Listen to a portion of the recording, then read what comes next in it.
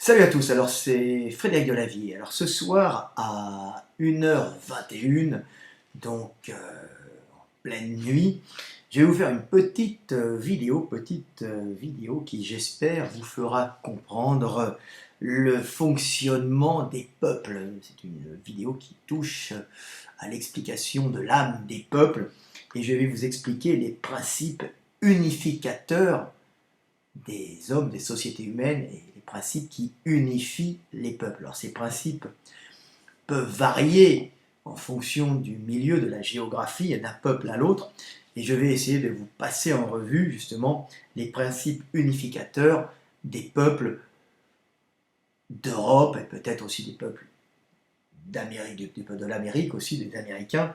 Donc j'ai parlé de quelques pays européens, je vais parler d'Amérique et je vais vous expliquer un peu ce qui les unit, comme ça vous aurez une meilleure idée, une meilleure compréhension du fonctionnement du monde. Et quand vous écouterez des informations, quand vous entendrez parler des politiques, et ben vous direz qu'on ne vous la fera pas et que vous, comme ça, vous comprendrez le monde tel qu'il est et vous pourrez lire entre les lignes, ou plutôt écouter entre les mots.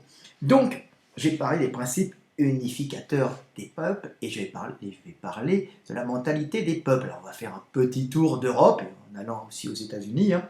Donc, je vais parler de l'Allemagne, et puis on terminera, je commence par l'Allemagne, puis on terminera par la France, et vous verrez que la France, c'est pas reluisant, et que ce qui arrive actuellement est très facilement explicable par la structure sociale de notre pays. Vous allez comprendre. Alors l'Allemagne, je parlais de l'Allemagne parce que je connais bien l'Allemagne, j'ai transmis mes gènes en Allemagne, je vis en partie en Allemagne, donc c'est un peuple, donc c'est un pays auquel je suis attaché génétiquement déjà, et puis aussi attaché culturellement.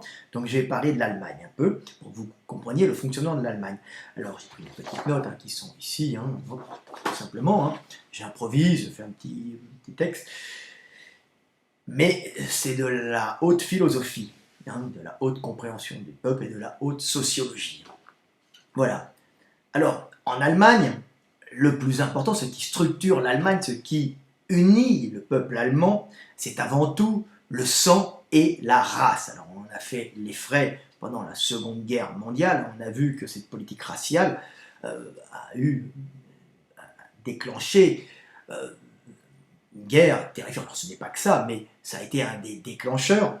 Donc l'Allemagne, depuis sa formation, l'Allemagne n'est pas en elle-même un État, puisque l'Allemagne, ce sont plein de petits États, des Länder, avec des villes, mais toutes ces villes, tous ces États sont unis par la germanitude. La germanitude, c'est-à-dire le fait d'être un peuple, plus ou moins uni génétiquement, qui parle une langue, qui parle l'allemand. Ja.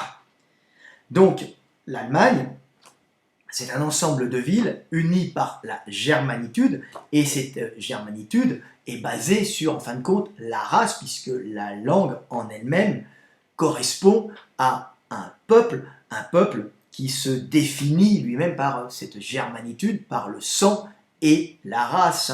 N'oubliez pas qu'on était allemand il n'y a pas tellement longtemps, par ses parents et non pas par le fait qu'on naisse sur le territoire allemand, alors qu'en France, on naît en France et on devient français. La France est un pays d'assimilation. Alors évidemment, souvent un pays d'assimilation d'esclaves, car on a souvent besoin de renouvellement d'une population d'esclaves qui devient de moins en moins rentable. On en fait venir d'autres. Mais l'Allemagne en elle-même est donc unie par la race et fonctionne sur un système typique de méritocratie, et cela depuis la nuit des temps, depuis l'époque de la naissance de ces tribus germaniques qui, alors l'Allemagne évidemment, c'est assez vaste entre l'Allemagne du Nord, ce qu'on peut appeler la Prusse, et l'Allemagne du Sud, par exemple la Bavière, il y a de grandes différences entre l'Allemagne de l'Est et l'Allemagne de l'Ouest, mais il y a quand même cette germanitude, et il y a quand même cette méritocratie qui structure la société allemande et qui structure justement ce peuple germanique. La méritocratie est déjà là depuis la nuit des temps en Allemagne. La méritocratie, donc c'est le meilleur, c'est le plus compétent qui a le poste.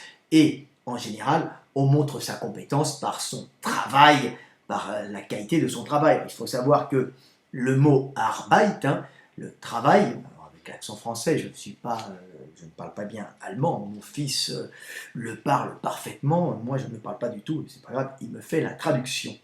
Donc, Arbeit dérive du mot récompense. Hein. Arbeit, c'était la récompense. Le travail n'est pas considéré comme, par exemple, chez les Romains, comme tripalus, comme travail chez nous, hein, en Europe, comme un supplice. Hein. Tripalus, c'était un supplice. On voit une mentalité différente entre l'Allemagne et l'Europe du Sud, où le travail fondamental à la survie pour l'hiver, parce qu'on est obligé de travailler en permanence, parce que le milieu est rude, donc le travail, c'est la récompense pour survivre, et tout le monde est obligé de travailler, alors qu'au Sud, on peut être un peu plus fainéant, vu que le climat s'y prête. Hein. On peut être fainéant l'été, après avoir accumulé un peu, de toute façon l'hiver étant quand même rigoureux, mais moins rigoureux qu'en Allemagne, le travail y est beaucoup moins utile et travailler trop devient un supplice puisque c'est une obligation d'esclave à ce moment-là, puisque pour survivre on n'a pas forcément besoin de beaucoup travailler alors qu'en Allemagne le travail est important, d'où le fait que travailler devient la récompense en Allemagne et que le travail pour la structure de la société est fondamental pour la survie de cette société avec un hiver rigoureux, donc un climat plus rigoureux qu'au sud. Donc on voit que ça s'est formé une méritocratie qui est directement en rapport avec le climat. Alors au sein de cette méritocratie, il n'y a pas d'État centralisé en Allemagne, hein. C'est la méritocratie et le sang qui structurent l'État, hein. C'est ça qui est unificateur pour le peuple à travers la germanitude. Mais on peut voir qu'il y a concurrence entre les villes, hein, en Allemagne, et que cette concurrence peut des fois générer des guerres, mais très rarement, car les guerres sont prévues, donc en général on fait de grosses murailles, on invente, on construit autour des villes, on accumule des réserves, comme ça il y a peu de guerres entre les États allemands au sein de la méritocratie, et en fin de compte les Allemands par leur Länder, se font une concurrence économique au sein de cette germanitude, permettant justement le renouvellement, l'évolution technologique et l'évolution culturelle du pays par cette émulation entre ces villes, entre guillemets guerrières, qui ne s'attaquent pas tant que ça parce qu'elles sont protégées par des épaisses murailles, donc ça serait ce qu'on appelle un combat à la Pyrrhus, donc ça serait un combat qui épuiserait les deux, hein, l'assiégeur et l'assiégé, hein, donc c'est une technique allemande, et à ce moment-là, il y a une concurrence entre les villes qui attire les commerçants de toutes les régions de cette espèce d'empire germanique sans roi, hein, à la base, puisque ce sont des États indépendants qui ont été ensuite fédérés, mais qu'il n'y a pas de centralisation comme en France, en Allemagne. Il y a une émulation entre les villes, on attire les commerçants, on attire les artistes attirant par les beaux édifices qu'ils vont construire, les commerçants, pour justement rendre cette ville beaucoup plus riche, justement, et il y a émulation par un concours de technologie, un concours artistique entre ces villes. Donc on voit Allemagne, germanitude, sang et méritocratie qui structurent ce pays. Alors, si on passe en Italie, on peut voir en Italie une certaine similitude dans le fait qu'il n'y a pas de centralisation de l'État en Italie. Hein. Il y avait Rome, mais bon, là, ce sont des villes, hein, qui se font des concurrences chez les Italiens. Et ces villes, comme en Allemagne, attirent des commerçants, attirent plutôt par leurs artistes, attirent des artistes pour embellir les villes par des sculptures. Alors, par rapport bien sûr à l'Allemagne, on va faire une architecture qui va être beaucoup plus riche sur l'extérieur qu'à l'intérieur, où l'intérieur est très beau, l'intérieur italien, mais est plus dénudé et moins lourd que l'intérieur allemand, car les Allemands vont mettre quand même plus de beauté à l'intérieur parce qu'il fait froid, que les Italiens vont mettre plus de forme et de beauté à l'extérieur pour attirer. À cause du climat, on peut passer plus de temps à l'extérieur. Donc les Italiens font des luttes et des concurrences entre les cités, cette émulation qui a fait la Renaissance italienne, hein. Donc il n'y a pas de centralisation, il y a des villes entre elles, mais ces villes ne sont pas on va dire cette Italie, cette langue italienne, ce n'est pas la langue en elle-même, c'est la langue aussi en partie, mais c'est surtout ce qui structure l'Italie, c'est la structure sociale même de la famille. Les villes sont tenues par des familles, et ce n'est pas la méritocratie, comme en Allemagne, qui est la principale force pour pouvoir monter en Italie. Ce qui est important, c'est la relation donnée par la famille. Alors, ce n'est pas réellement une caste l'Italie, parce qu'on peut rentrer plus facilement dans la famille par le sexe. Hein. Il suffit d'être présenté, il suffit d'être séducteur, il suffit d'avoir séduit la fille de famille pour être accueilli dans la famille. Mais quand vous êtes accueilli dans la famille italienne, la pauvre ou la riche, vous devez à cette famille d'aider cette famille comme elle se devra de vous aider. Et on voit par exemple que les villes italiennes sont tenues par des familles pas si hermétiques que ça, ce ne sont pas des castes, hein, comme en France par exemple, hein. Ce n'est pas un pays de caste, c'est un pays de familles, ces familles tenant des villes, ces villes se faisant une concurrence directe. Alors là-dessus vient se greffer essentiellement la religion, hein.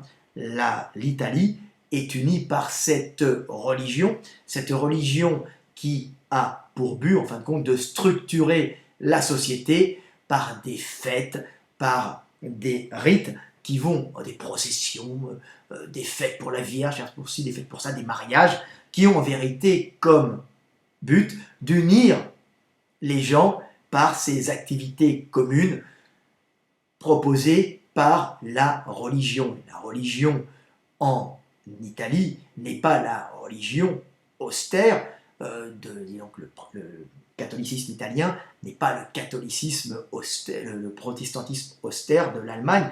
Justement, c'est plutôt une structure dans laquelle les familles nobles, les gens de bonne famille, hein, les familles riches, mettent leurs enfants pour les occuper dans des postes, hein, des postes où, comme ça, ils pourront, à ce moment-là, régler la vie du pays par ses rites, ses coutumes, ses fêtes, et en même temps prendront un impôt sur le pays, mais pas tant que ça sur le pays, car l'Italie étant fonctionnant un peu sur un système de mafia commerçante, hein, ont très vite compris le système que pouvait rapporter cette religion, et par cette religion, et ils ont installé ce catholicisme un peu partout, hein, ce catholicisme, cette religion qui permettait de justifier, par exemple en France, la noblesse. Je suis noble par le fait que Rome accepte mon mariage et me reconnaît comme étant d'essence divine. Donc la noblesse française se fait reconnaître par l'Église italienne, hein, pour tout simplement justifier sa prédation auprès du peuple français. Mais en échange, l'Église italienne a trouvé l'idée géniale de ces commerçants. L'italien est magouilleur, hein, n'oubliez pas, l'italien est dans les affaires de maquet. Et ben on va prendre de l'argent à tous ces bourricots en leur récupérant des indulgences, en leur récupérant un peu de pognon, d'argent, hein, de taxes, pour pouvoir en échange justifier le fait que la noblesse du coin puisse se dire de descendance, on va dire, d'accord divin. Je règne, je domine un peuple de Serbes, d'accord, c'est particulièrement en France. Ils l'ont fait en Allemagne, mais en Allemagne, ça n'a pas marché longtemps à cause de cette méritocratie allemande. Hein. Les Allemands, par intermédiaire de Luther, hein, Luther, les Allemands sont de grands enfants, ont cru au message qui était porté par cette église italienne, hein, qui gérait un peu toute la région et qui prenait des taxes en Allemagne aussi, hein, des taxes pour faire fonctionner l'église, pour faire fonctionner cette grande administration religieuse qui mettait ses enfants de la noblesse, ses enfants des familles italiennes, mais aussi qui prenait les enfants des nobles pour les occuper et qui prenait des taxes pour les ramener à Rome. Et quand Luther, qui lui vivait cette religion catholique où il faut se restreindre, où il faut expier le péché, hein, quand il est allé dans sa pureté allemande en Italie et qu'il a vu les magouilles italiennes qui étaient derrière cette église, et quand il a vu les fastes de ce pays, les fastes de cette église, quand il a vu cette église avec ces gars avec les bagues en or, ces habits brodés qui étaient en fin de compte des fils de famille qui s'occupaient dans l'église pour gérer le pays, organiser les fêtes de l'Italie, pour simplement structurer la vie sociale de l'Italie. Hein. Et bien quand il a vu ça, il a tout de suite compris qu'en fin de compte, il avait affaire à une mafia qui mettait à l'amende, en fin de compte, le peuple allemand et qui utilisait sa crédulité, puisque l'allemand est crédule de par la méritocratie, où il va croire justement à la hiérarchie, puisque en méritocratie, l'homme qui dirige, celui qui apporte les décisions, qui donne les décisions, qui décide pour tout le monde, est en général quelqu'un qui a prouvé qu'il était bon, et là il voit arriver cette église, puis il arrive là-bas, et puis il s'aperçoit justement que c'est une grande magouille, il revient euh, en Allemagne pour faire cette réforme. Hein. Ils ont voulu le tuer, ils ont voulu le condamner à mort, mais les Allemands étant relativement solidaires, n'oublions pas que l'Allemand est un peuple relativement uni, marchant à la méritocratie, donc il suffit qu'il prouve qu'il a raison, il a été protégé par la noblesse locale, et effectivement, la réforme est passée, et ils ont bouté l'église romaine hors d'Allemagne, et ils ont généré ce protestantisme austère, protestantisme qui renoue en vérité avec la méritocratie allemande basée sur ce climat rude, hein, où, en fin de compte, la récompense est dans la vie par le travail, hein, le travail étant, en fin de compte, ce qui fait l'homme, puisque le travail est utile et fondamental à la survie de la société allemande, puisque s'il n'y a pas beaucoup de travail, on meurt l'hiver. Donc il y a cette utilité par le travail. Donc le travail pour le protestant, hein, et récompense, sa récompense qui est l'argent, est en fin de compte une récompense divine, d'où cette mentalité très pragmatique du protestant allemand qui passa ce protestantisme en Angleterre, par exemple, une variation aussi, et qui ensuite passa ce protestantisme américain qui varie un peu avec le protestantisme allemand, puisque la finalité en Allemagne de l'homme, c'est son travail, on est reconnu par son travail, par le mérite que l'on apporte, par le mérite qu'on a par son travail, de la belle œuvre, hein, du travail technique, de la progression qu'on a donnée dans la technicité, et pas par l'argent que cela rapporte. Alors qu'aux États-Unis, il y a encore quelque chose de plus profond, on va dire que ce n'est pas le travail lui-même qui est reconnu, c'est l'argent qui est en général fourni par le travail, qui est reconnu, hein, pour les hommes et qui fait votre rang. Attention, le rang étant en Amérique donné par le travail, les idées, c'est un peuple de colons et non par la naissance en général. Donc l'argent est considéré comme la récompense divine en Amérique parce que ça découle directement du protestantisme allemand. Donc on voit que les Italiens se sont fait bouter l'église romaine s'est fait bouter hors d'Allemagne, et on voit bien que cette méritocratie qui unit cette germanitude à travers cette germanitude et ce sang allemand, et cette méritocratie structure l'Allemagne, et que l'Italie, ce qui la structure, c'est la famille, essentiellement, hein, et cette structure de ville, mais essentiellement cette famille, c'est la société basée sur la famille et des luttes entre les villes qui sont en général dirigées par des familles. Voilà, les familles étant unies au peuple par des liens du sang, puisqu'on peut rentrer dans ces familles assez facilement, et la famille est très vaste, hein. La famille de la mafia sicilienne est bien connue, hein. C'est la famille, elle s'étend très loin, et on rentre dans cette famille par l'alliance, par le village, on est tous du même village. Mais il y a entraide réelle, le concept de quelque part, vous devez aider ce quelque part, et ce quelque part vous aide, c'est-à-dire que la ville vous aide, vous aidez la ville, et cette ville est unie par un lien génétique qui est la famille. L'Allemagne, c'est par la germanitude et le sang allemand qui brasse un ensemble plus vaste. Voilà.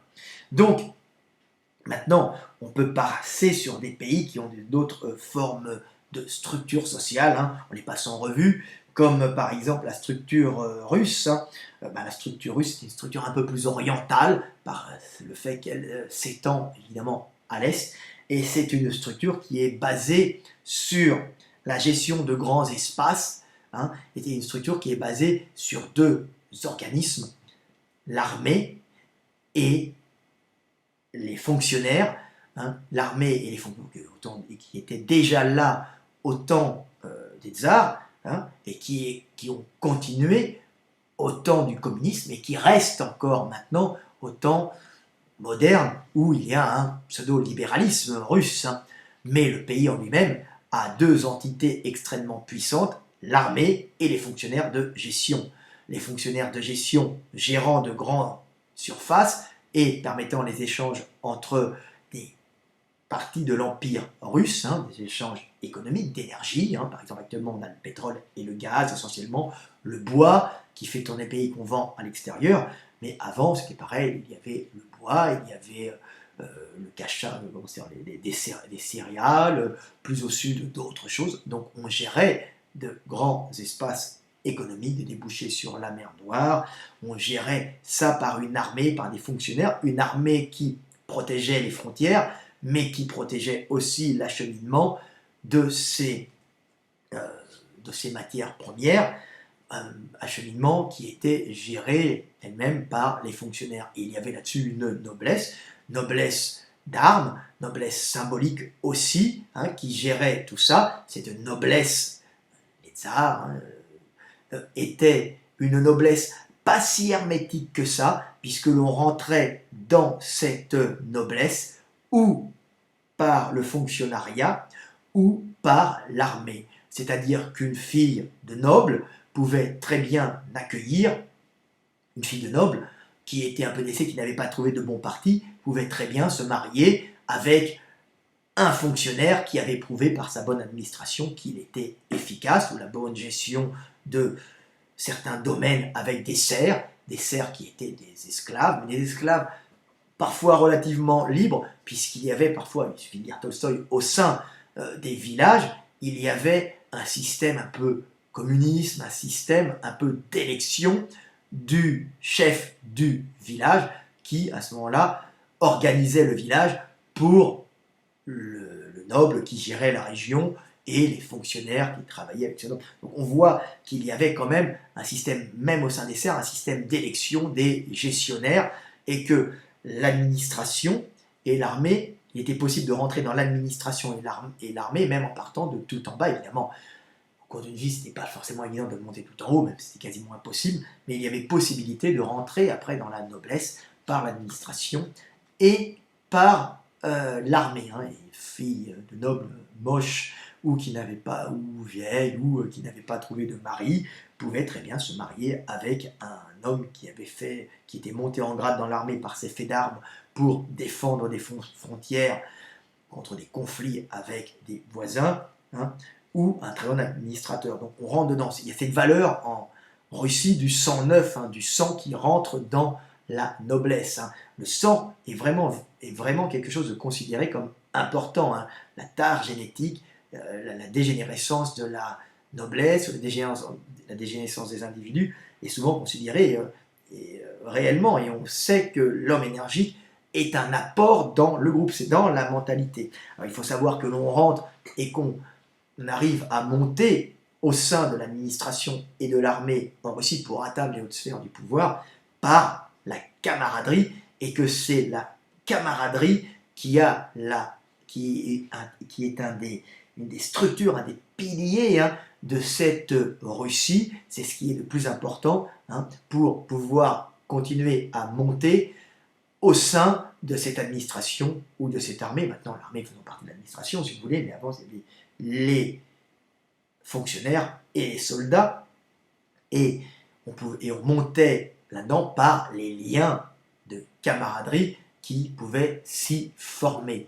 Et la camaraderie est la chose la plus importante dans les groupes russes, hein. Avoir des camarades, avoir une protection, avoir un groupe de mecs qui se groupent pour pouvoir évincer d'autres mecs et monter progressivement dans le pouvoir. C'est très très rude, c'est très très dur, et tous les coups sont permis entre Russes pour pouvoir monter. Ce qui fait qu'il y a souvent des luttes de pouvoir à certains niveaux en Russie, mais que les hommes qui atteignent ce pouvoir sont souvent des hommes particulièrement énergiques et particulièrement violents et unis dans une espèce de fraternité, de camaraderie, où on ne laisse pas tomber un ami. Ce qu'on peut voir dans les combats des Russes entre eux se battent, les Russes, quand ils sont entre eux, quand ils vont au combat, en général, sont unis et se battent jusqu'à la mort, car la camaraderie est la seule façon de survivre dans ce milieu-là. Elle vous permet de survivre, mais elle vous permet de monter socialement. Ce n'est pas la caste,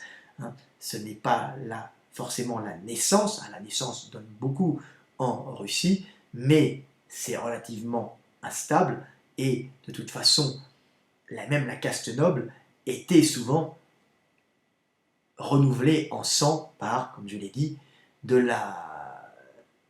militaire ou du fonctionnaire. Voilà, ça c'est la Russie, pays très dur, mais pays avec quand même des changements au sein des changements au sein des, on va dire, des groupes qu'on pourrait concevoir comme des castes, mais qui sont pas tant que ça des castes, puisqu'elles ne sont pas hermétiques, et on y rentre par la force et par l'union de camarades. Voilà, ça c'est la Russie. Ensuite, on va parler de ce qui unit la Pologne. C'est marrant de dire la Pologne, parce qu'on vient de parler de la Russie, on a parlé de l'Allemagne. Ce qui unit la Pologne, ce grand empire, ce grand royaume plutôt, qui était entre la Russie orthodoxe et l'Allemagne protestante, ce qui unit la Pologne, ça va être la religion. C'est un peuple relativement uni, c'est un peuple où il y a une certaine méritocratie et camaraderie, puisqu'on est entre l'Allemagne et entre la Russie, donc on est dans la méritocratie et la camaraderie en Pologne, hein. On s'entraide, tout le monde se connaît, on est là, on connaît la valeur de l'individu, le travail est important, mais ce qui compte le plus en Pologne, c'est la religion catholique, qui est, en fin de compte, le lien des hommes, c'est ce qui unit le Polonais, c'est cette religion qui est en vérité une façon de survivre à deux voisins souvent beaucoup plus forts que sont les Slaves orthodoxes, que sont les Russes et que sont les Germains protestants, qui ont tout le temps des velléités d'extension sur cette Pologne qui se fait ronger périodiquement, mais qui résiste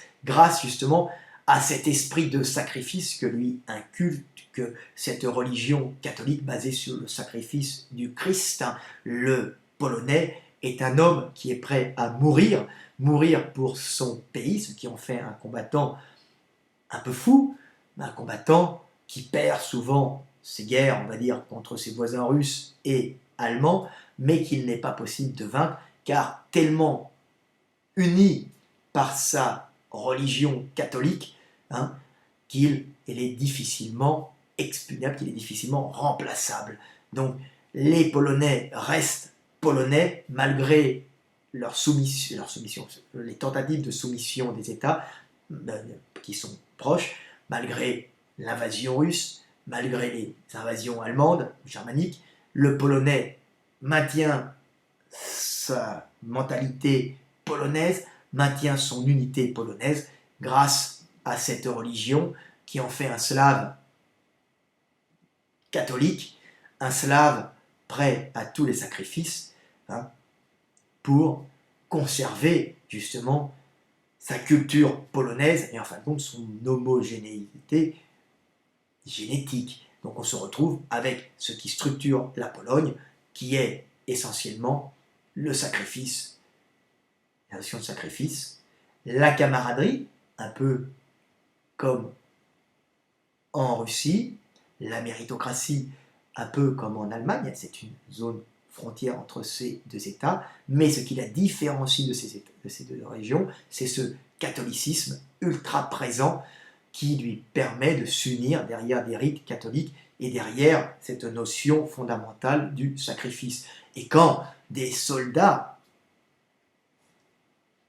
polonais vont au-devant du panzer allemand à cheval avec des lances, ils savent qu'ils vont mourir, ce n'est pas par bêtise, c'est pour montrer le sacrifice christique et la capacité du peuple polonais à s'unir derrière ce sacrifice. Ils y vont pour mourir en exemple, pour mourir au combat, ce qui est typique du peuple polonais. Et il faut savoir, par exemple, que dans les soirées polonaises auxquelles j'ai participé dans ma jeunesse, je me souviens, il y avait les videurs polonais qui travaillaient en France pour dégager les squatteurs, pour en général les acheteurs de biens, je me souviens à l'époque juif que je connaissais, ce qui n'était pas très bien, c'était très mauvais, j'ai toujours été contre ces méthodes un peu barbares, hein, c'était comme ça, avant c'était les Serbes, après c'était les Polonais, qui étaient là, qui étaient dans une boîte polonaise, et vient les petits ouvriers polonais moins costauds, et la gloire d'un petit ouvrier polonais ou d'un petit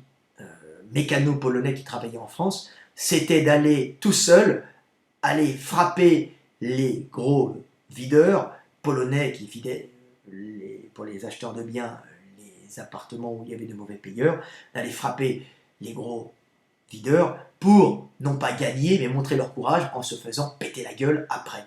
Typiquement cette mentalité du sacrifice christique que l'on peut retrouver dans le polonais et qui unit ce peuple d'hommes courageux prêts à mourir pour une cause, mais c'est cette mentalité qui unit ce peuple et qui fait que ce peuple est encore là malgré des voisins extrêmement puissants et des voisins qui ont toujours envie de s'étendre. Voilà.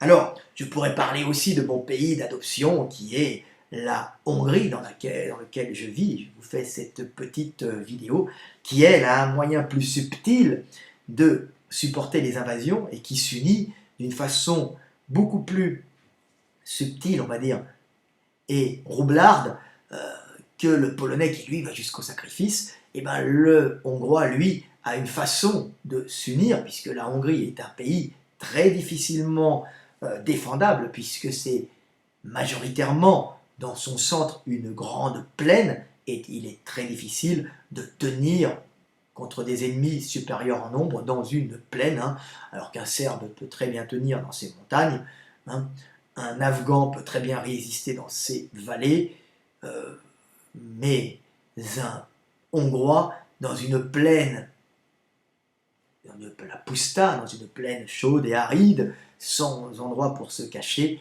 ne peut pas résister contre une armée ottomane ou contre une armée russe. Donc le Hongrois a un moyen très très simple de conserver ses particularités, hein, sa culture, sa façon de vivre, c'est qu'il s'abrite tout simplement derrière sa langue qui l'unit, une langue hermétique quasiment impossible à parler, donc ce qui fait que quand un ennemi l'envahit, le Hongrois lui oppose rarement de la résistance, il se soumet plus ou moins rapidement, mais malgré cette soumission, le Hongrois continue à vivre en hongrois, c'est-à-dire que de face, il appliquera les ordres de son dominateur, de celui qui a envahi son pays, mais par derrière, il vivra caché, hein, dès que la porte des maisons est ouverte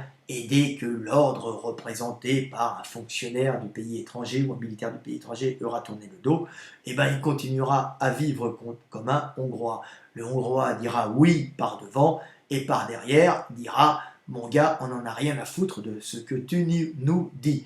Et c'est ainsi que le Hongrois survit, car caché derrière sa langue hermétique, il peut supporter toutes les invasions sans réellement en subir un changement de culture et un changement de mentalité. De plus, le Hongrois est assimilateur, c'est-à-dire qu'il reçoit les invasions en pleine face, les accueille, mais les peuples qui l'envahissent, en général quand ils s'installent, finissent par se mélanger avec les Hongrois et à adopter sa façon de vivre plutôt agréable, festive, car le territoire, si il est indéfendable, est un véritable paradis agricole où il y a pléthore de nourriture et où on peut, si vous voulez, travailler un tiers du temps, se reposer un tiers du temps et s'amuser un tiers du temps. C'est une chanson hongroise pour ceux qui connaissent la Hongrie, hein. Voilà. Donc, c'est la Hongrie. La Hongrie se fait envahir, mais la Hongrie assimile et se cache derrière cette langue hermétique qui lui permet de continuer de vivre avec ses rites, avec ses coutumes et avec sa façon de vivre hongroise. Voilà, ça c'est la Hongrie. Et là on va passer au plus intéressant et ce qui intéresse la plupart des gens qui me regarde, c'est la France. Alors, qu'est-ce qui unit la France? C'est la grande question. La France est unie par quoi? Eh bien, c'est une question qui est pas si évidente que ça à répondre. On ne peut pas répondre d'une façon si évidente à cette question. Et il m'a fallu du temps, il m'a fallu l'intervention d'un jeune homme, je ne me souviens plus de son nom, sur un de mes réseaux sociaux pour en comprendre la cause, car moi-même, qui suis pourtant génial dans ma façon d'analyser, je n'avais pas pu analyser cela. Peut-être que je suis trop, euh, comment dire, je suis trop proche de la France pour avoir un regard extérieur, bien que je m'en éloigne de plus en plus.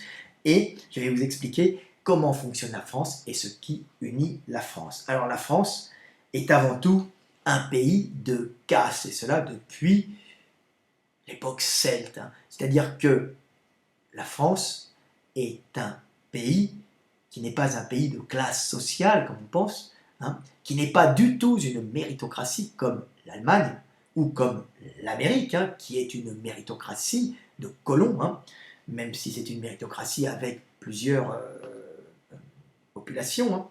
Mais la France est avant tout un pays de caste, un peu comme l'Inde. Alors, je ne suis pas le seul à m'en être aperçu, tout le début du roman de Proust, à la recherche du temps perdu, alors, du côté de chez Swann, pour les amateurs, vous pourrez lire, il y a tout un passage sur la bourgeoisie française, l'aristocratie française et sur le système de caste français proche du système indien.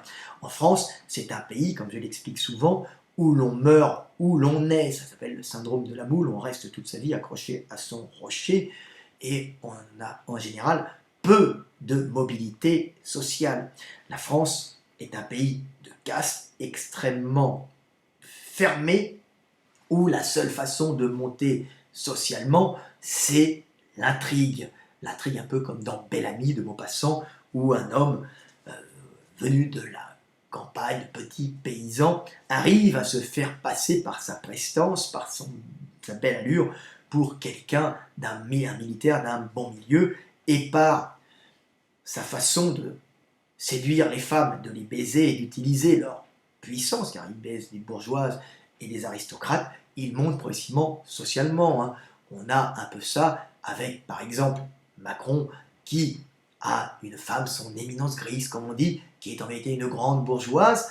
On a la même chose avec Sarkozy, qui commença sa carrière en s'introduisant, si vous voulez, par on va dire, les groupes, la casse, par l'intrigue avec les Corses, femmes corses, Mary Corse à Neuilly, et on commence sa carrière grâce justement à la séduction, mais pas grâce au mérite de son travail. Ça, c'est l'Allemagne, ça, c'est l'Amérique, ça, c'est indirectement aussi la Chine, parfois.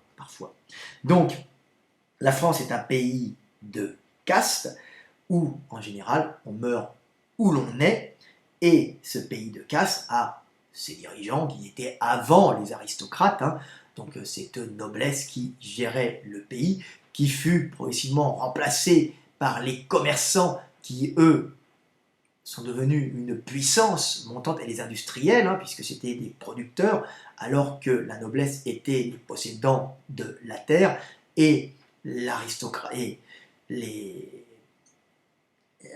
marchands et les producteurs qui avaient les industries n'étaient pas contents aussi d'être taxés, alors que la noblesse n'avait qu'un travail de gestion et n'avait pas de taxes sur ses terres. C'était les producteurs qui étaient taxés, dont les marchands et les industriels, de ce qui s'étaient enrichis avec les progrès technologiques. Mais là-dessus, il y avait aussi la caste des petits travailleurs, qui est en fin de compte une caste d'esclaves aux ordres d'une bourgeoisie, une petite, moyenne bourgeoisie, qui les tient, qui les exploite, et tous ces gens-là, toutes ces castes se reproduisent en général entre elles, sans avoir réellement de passage. Les seuls passages que nous pouvons avoir, ce sont des passages par l'intrigue souvent amoureuse, l'intrigue, la trahison, où on peut des fois, ou le copinage, mais c'est pas la même façon qu'en Russie, où on peut des fois court-circuiter et monter monter socialement. Hein. N'oubliez pas que ça, c'est le thème de la recherche du temps perdu de, de Proust, hein, où on voit Madame Swann qui, toute sa vie, essaye de monter socialement. Elle passe d'une poufiasse de bordel dans le sud de la France à maîtresse de l'oncle du narrateur à la recherche du temps perdu. Elle devient ensuite la femme d'un agent de change juif qui n'est pas tellement accepté par la bourgeoisie, puisqu'il est juif, mais qui est très riche, parce que les juifs se sont occupés de la banque, et donc la bourgeoisie a besoin pour financer les affaires de la banque, donc des gens qui font des prêts à usure. Donc Swann s'était enrichie par son père, elle réussit, cette poufiasse, à passer justement du bordel à, si vous voulez, la pute de luxe pour la bourgeoisie. Ensuite, elle épouse le gentil Swann qui tombe amoureux d'elle, elle lui fait une fille, et quand M. Swann meurt, elle finit en épousant un vieil aristocrate. La boucle est bouclée, on voit que par le sexe, il y a moyen de s'élever en France, et à ce moment-là, comme elle est femme d'aristocrate, on oublie son passé, hein, et les femmes des aristocrates et des hautes bourgeoises vont dans les salons de Madame Swann. Vous voyez la médiocrité française, puisque je vis ce pays, je connais cette médiocrité, je connais cette dégénérescence. Donc voilà, donc la France est un pays de castes où les castes inférieures lorgnent toujours sur les castes supérieures, les envient, et les castes supérieures méprisent profondément les castes inférieures, et on est dans un pays où il y a vraiment des groupes hermétiques et des groupes qui soit se méprisent, soit se jalousent.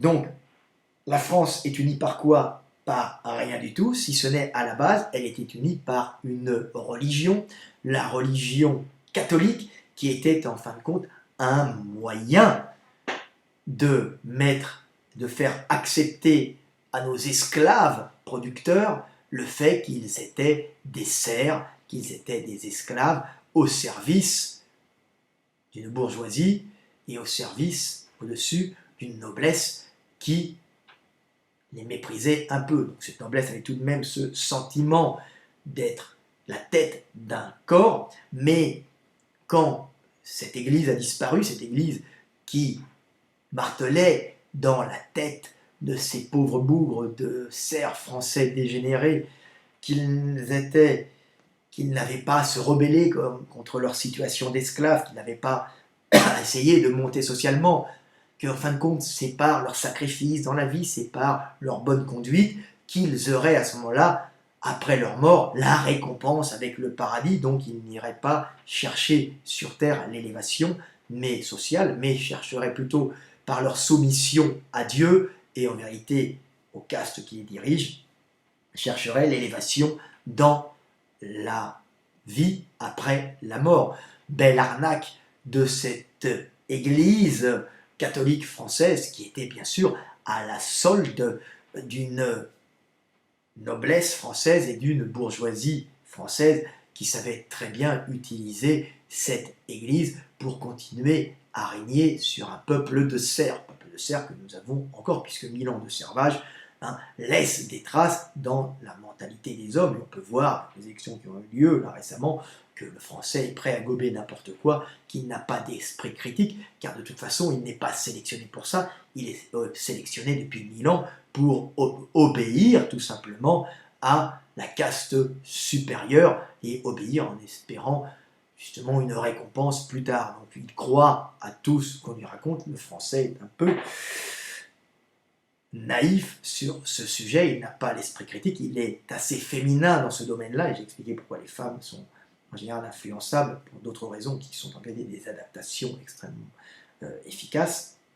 Mais le peuple français est une espèce de féminité, donc il est très influençable. Le dernier qui parle a raison, et on va croire ce que disent la majorité des gens, donc l'importance de posséder les médias. Donc quand cette église a disparu, le français s'est retrouvé sans justement cette structure qui stabilisait la société en empêchant justement le peuple de se rebeller contre une situation d'abruti, esclave de serf, car un serf n'est pas quelqu'un de très élevé spirituellement, puisque c'est quelqu'un qui obéit. Hein. Oh, voyez, j'ai vu monsieur le baron, il m'a dit bonjour, c'est quelqu'un de bien. Hein.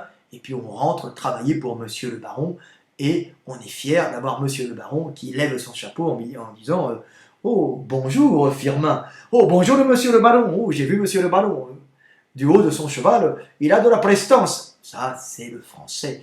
On peut les voir aussi, regarder la télévision et admirer les stars de la télévision comme quelque chose d'inaccessible. Le français vit sa vie par procuration. C'est la très belle chanson de Goldman. Hein. Il vit sa vie par procuration. Ou Goldman qui avait très très bien, le chanteur, hein, pas son frère, qui avait très bien compris ça dans une chanson où il parle d'une jeune fille qui se fait culbuter par un noble hein, qui, lui, va partir après et qui a l'admiration devant ce système et qui retournera hein, dans l'anonymat et dans sa caste de serf. Donc voilà, ça c'est le français. Mais le français ayant perdu cette religion fédératrice, même si elle faisait accepter l'esclavage, se retrouve perdu. Et comment va s'unir le français? Eh bien, nous avons trouvé une solution, ou bien notre oligarchie parasite, qui nous domine d'une façon très intelligente et sournoise, puisque notre oligarchie est une oligarchie de gestion dépourvue de compassion, hein, sans beaucoup de renouvellement génétique, donc elle dégénère très vite. C'est pour ça qu'elle a été remplacée à la Révolution, parce que la caste inférieure était moins tarée que la caste supérieure, qui malgré sa capacité de gestionnaire, avait perdu toute son énergie à force de se reproduire entre eux, hein, donc remplacée. Donc, comme ils ont trouvé un système encore plus subtil, la religion étant permis, étant partie, on va unir les hommes derrière de grandes idées. C'est là où ce jeune homme qui m'a donné la réponse, il a dit oui, les Français sont unis derrière des grandes idées. Ah, voilà. Et bien pour unir le français, on va l'unir derrière des grandes idées, derrière du blabla qui va faire que les Français, malgré le fait qu'ils restent dans un système de classe où il n'y a pas de montée sociale, l'ascenseur social est en panne comme on dit, où on dit que l'échelle sociale n'a pas de barreau en France, et ben le français va s'unir derrière de grandes idées creuses, en fin de compte, qui, malgré leur grandeur, ne changent pas son statut de serf et d'esclave, et il continue à obéir à une oligarchie de caste très, très, très manipulatrice, très sournoise, qui tient les rênes du pays et qui abreuve le français de base de belles paroles. Hein. Donc, le français est uni par de grandes idées qui ne mènent à rien en général, dans le genre la laïcité, hein, nous sommes pour la laïcité, mais dans les faits, mon ami, tu es un esclave aux ordres d'une oligarchie parasite qui mange sur ton dos d'esclave et qui te fait trimer pour elle. De la même façon qu'on devient le pays des droits de l'homme, qui est en fait compte une idée fourre-tout dans laquelle on va s'engager dans un combat qui n'est pas un réel combat pour oublier tout simplement sa situation de pauvre gars qui mourra où il est né sans combat dans sa vie. Tout simplement, on va générer aux hommes de grandes idées pour leur donner de grands combats inutiles, et en fin de compte, ce ne sont que des combats de salon et des combats de bistrot. La laïcité, les droits de l'homme, et maintenant, nous avons quel combat? Nous avons En Marche vers le renouveau. On est tous unis derrière Macron, Macron qui est visiblement un charmant garçon, mais qui est tout simplement le pantin d'une oligarchie qui, sournoise et possédant les médias, a mis dans la tête d'un peuple abêti par 1000 ans de servage et complètement dégénéré que le changement, c'était Macron, et qu'en fin de compte, nous allions tous en marche vers un avenir radieux, la nouveauté, un homme jeune et dynamique qui ne propose rien de réel, sauf la même chose que ce qu'il y avait avant avec les socialistes ou avant avec Sarkozy, c'est-à-dire une oligarchie parasite qui continue à régner sur un peuple d'esclaves, dégénérés et abêtis par 1000 ans de servage, et où la méritocratie et le travail ne sont pas les valeurs principales. Alors, nous avons maintenant une France, la France des idées, la France unie derrière de grandes idées. Voilà, la France où la seule façon de pouvoir s'évader, c'est de discuter dans les cafés. Alors, c'était dans les cafés, hein. C'était les bistrots qui refaisaient le monde dans les cafés, hein. Maintenant, on refait le monde sur Internet, on est des warriors du net, on est des défenseur de l'humanité sur le net, mais dans la vie, on continue à subir une caste dirigeante qui nous met à l'amende et qui nous oblige au bout de chaque nuit à reprendre notre place dans le trafic pour que les grandes berlines noires continuent à passer, comme dirait notre poète et chanteur Francis Cabrel. Voilà. Voilà, c'était Frédéric Delavier, petite vidéo sur les peuples, sur ce qui unit les peuples. Et vous voyez que la France, dans cette histoire, arrive en fin de course et qu'elle est maintenant la risée du monde, un pays d'esclaves dominé par une oligarchie génétiquement affaiblie par une consanguinité importante et qui gère et domine, mais plus pour très longtemps, un peuple d'abrutis. Voilà, c'était Frédéric Delavier. À bientôt. Salut!